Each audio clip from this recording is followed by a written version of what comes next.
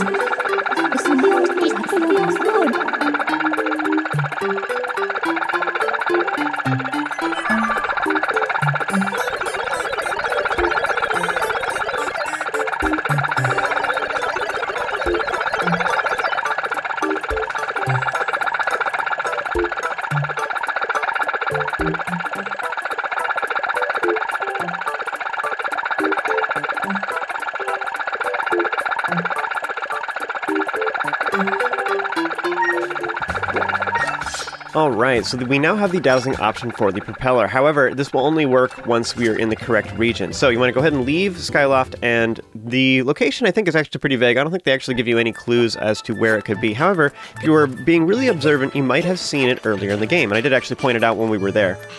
The propeller is actually in Eldin, which is kind of weird. I'm actually not sure why it's even there. The residential district Windmill is actually closest to the Farore region as far as in the sky. Eldin is actually on the opposite side of Skyloft, and it's further away, which is a little bit odd, so I don't know why it's over there. But anyways, you want to go ahead and fly over to Eldin, and if you couldn't figure it out, you could also talk with I think the Gossip Stone, or the Sheikah Stone in Skyloft near the Knights Academy would tell you this too, but otherwise the Fortune Teller dude totally tells you this too, so if you couldn't figure it out, you talk with those guys and they tell you to go to Eldin first. Once you're actually within Eldin, all you have to do is douse and it'll automatically start like homing you in on the right location. But our goal is to head to the Earth Temple entrance area, and that is really close to where the propeller is. So once you arrive, go ahead and douse off to the left, and you'll see that the propeller is in that direction, so we'll head over there. Now, as long as we're here, I would recommend you go ahead and dig up the soft soil to hopefully get some Eldin ore. Now, if you did not, if you were digging up most of the soft soil throughout the game as we were in Eldin, you probably have all the ore we need for the entire game. I think you need 9 total.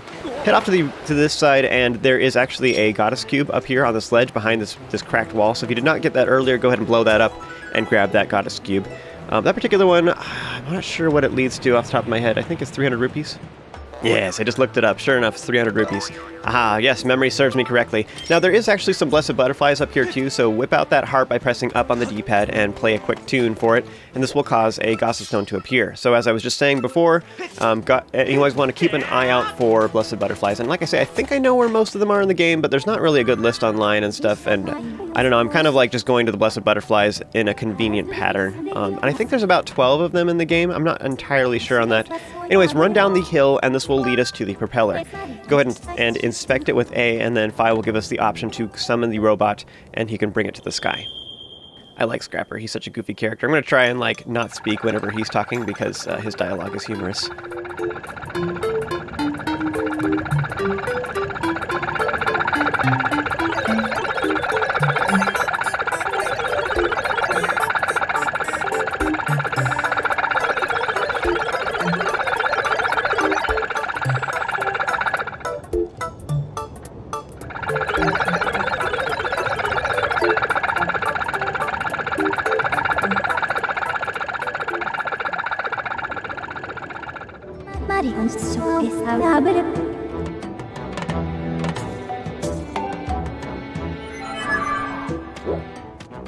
So that's all we had to do here, so head back to a bird statue and then go to the sky. Now, I do like Scrapper a lot. I think he's really goofy. He's a jerk, but he's funny though.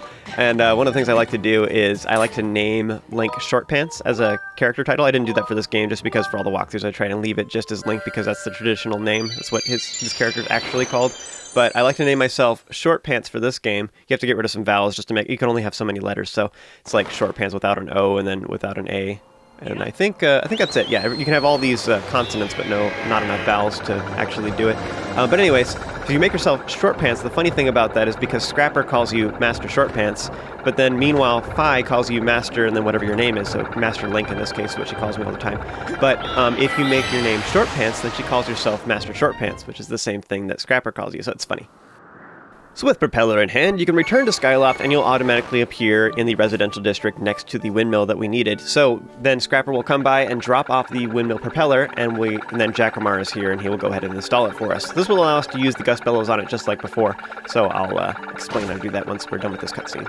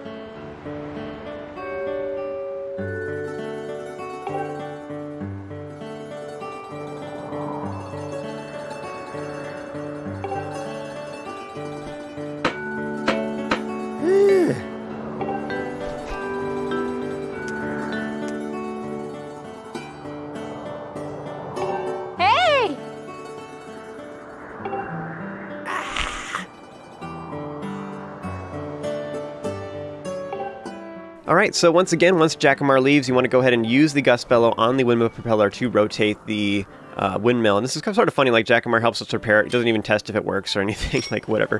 So go ahead and use the gust bellows on it and just hold A on it. And my recommendation on this is to actually look at the little stone nub thing on the upper part of on the back side of the upper part of the windmill. You want to match it up with the lower stone part. And actually, just kind of release it just a smidge early. You'll notice, like, it's got these, like, pixelated lines, sort of. It's, like, hexagon-y shaped on the base of it. So I wait until the stone nub that's on top is just past this corner right here. So right here, you release. And it'll automatically... It just keeps rotating until it gets to the next flat portion. So as long as you're like on the earlier part of that particular flat portion and you release then, it'll automatically snap into the right location, if that makes sense. If you wait until you're a little bit past halfway, you'll have to do a whole nother rotation, so that's why you want to release it just a smidge early. So there's a couple areas in the game where you're required to play your harp, and this is one of them. So all these areas where you are required to complete the game, they actually let you target the ground in the place where you're supposed to play a song using the harp. So if you pull out your harp by pressing up on the D-pad, then if you look around, you'll actually see there's a little place where you can target the ground, and this is where you're supposed to play. So this is one of those places, kind of weird, I guess it's just to draw attention to it, but you strum a couple times while pointing towards that area. You don't necessarily have to target it per se with Z, but as long as you're facing towards it while strumming, then it will allow you to progress the game.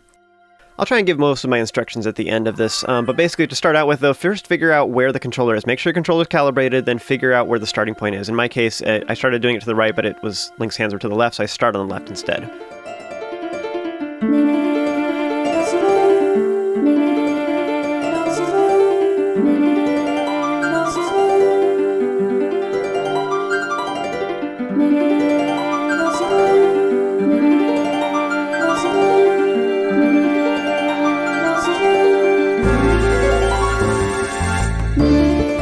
So I left that part without commentary so that you could hear it really well, so you can go back and look at it. But my tips on that is full strums. Make sure that Link's hands are touching the far left string and the far right string. It has to go all the way. If it doesn't go all the way, it will not register at all. And the only other thing to know is just that I feel like the timing is a little bit early. So if you rewind a little bit and watch that again, you'll see that my hands move just a little bit early. Like, it's not like when the beam's all the way to the far left or all the way to the far right. It's almost like a little bit before that. When you successfully do it, it'll play the song again, all fancy-like, and then the Tower of Light will rotate, which causes the sunbeam to go through this sundial thing, and then, or this magnifying glass, and shoots a beam of light into Thunderhead, which now allows us to access that from now on. So there's several floating islands that are inside Thunderhead we can access, and that is our next destination for the main storyline. This whole side quest feels so arbitrary to me. Wouldn't this only work at certain times of day? Which might be kind of a cool thing, actually. It would make more sense in like Breath of the Wild, where there's actually a time mechanic in that game. This game doesn't really have that. This mirror totally reminds me of the Mirror of Twilight from Twilight Princess, although it feels, again, a little bit more, like, nonsensical to me. Alright, so swing on over to Thunderhead, and along the way you will encounter some tornadoes. Now, you may have actually seen these before. Tornadoes are primarily around Thunderhead. I think they can be a couple other places in the sky as well, but that's basically it. So the tornadoes will appear right in front of Thunderhead, kind of in between Skyloft and Thunderhead, and to avoid that, they always appear right in front of you. So something you can do is, because they always appear in front of you, is actually if you kind of zigzag your way towards Thunderhead, if you go straight towards the entrance, they'll always appear right in front of you, and then you have to like swerve around it, and then another one appears. So you usually are actually better off like aiming like just to the left of the entrance or just to the right of the entrance, and you just kind of weave back and forth. And that way, when the tornadoes appear, you don't have to rotate as far to get away from them. Now, as far as entering Thunderhead itself, the best way to do that is actually you aim like right in front of the entrance. It's not actually right where the beam of light is. It's like right in, yeah, it's not right at the clouds. It's actually in the middle of the beam, kind of towards the front of Thunderhead is where the like location is that makes you actually teleport inside. Another comment is, I think that the tornadoes actually don't appear if you're right alongside Thunderhead, so if you're flying right alongside the cloud, then the tornadoes can't appear. Also, a fun fact for you about the tornadoes themselves is they are rotating counterclockwise, which is what they do in the Northern Hemisphere in real life, which is what they do in Japan. So any tornadoes that are in Japan, that's the direction they rotate. This game is Japanese, so makes sense. So once you enter Thunderhead, there's a new enemy here. I think it's even called dragonflies. I'm actually not sure what they're called. I think you can even defeat these guys. Later on you can attack enemies while on your bird, but we don't have that capability yet. But these ones you actually can kill them by bonking into them with A. I think you can even do that at this point in the game. Regardless, though, they don't really do anything. I think they can actually hurt you, though, but basically you just kind of swerve around and avoid them. That's all you have to do. But work your way over to the far side where there is the Isle of Songs, which is this island that has the beam of light heading towards the tower. And what you want to do is you can talk to the stone tablet nearby if you want to. This gives you a clue on how to proceed. So we have these nearby crystal things that change which pillars are currently raised, and this will allow us to rotate the middle, and then we can use it to block the rotating pillar things, whatever you call those stones. Block the rotating stones so that they will prevent them from moving. And this will prevent the little islands from moving as well, and our goal is to get all of them lined up. So all you need to do is just keep changing the crystals until, and keep bonking them into walls until they are all lined up. So the order for the fastest, like the fewer number of turns, is right 6, top 9, and then either left or right once. And the reason it's the last one, all we need to do is just get both those two middle pillars out of the way. So once at that point, it doesn't matter which one you choose. You can choose either left or right. So again, right 6, up 9, and then left or right 1. And that's the solution to this puzzle. You can do it a variety of other ways too. This is just the fewest number of turns. So once you've successfully lined these all up, this gives us access to the entrance, which you actually have to crawl through instead of just a regular door, which is kind of weird. I'm assuming the reason for this is because if it was a doorway, you might have been able to dive off of your loft wing and enter that way instead of actually completing the puzzle. So I think this was just a little subtle way for the developers to force you to do that. I don't really know for sure, though. That's just a theory. Anyways, go ahead and enter and then use a Skyward Strike on the Goddess Crest.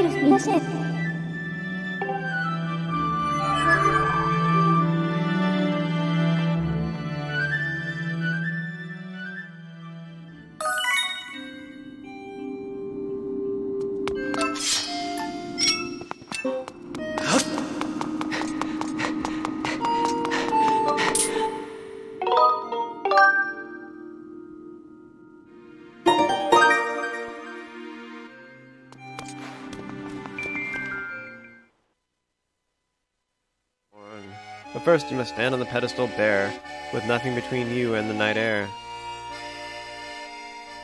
Crotch shot. When the moon bleeds. I wonder what that means. It means Hyrule is about to have a very bad day. Alright, so what do? Just sleep till night and then just look for the moon, I guess? Take off your weapon. Oh wait, really? Your weapons too? Oh.